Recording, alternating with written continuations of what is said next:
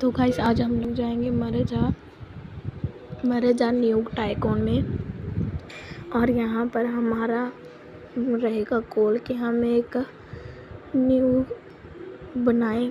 और हाँ, हम लोग लॉन्ग वीडियो बना रहे हैं ये। तो अगर आप लोग जाते हैं तो हम लोग वहाँ पर प्लेलिस्ट में भी बनाएंगे।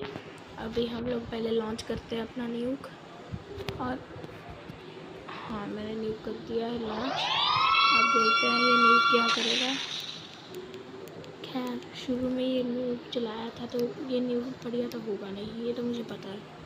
तो पहले हमें अपना न्यूक हटाना पड़ेगा।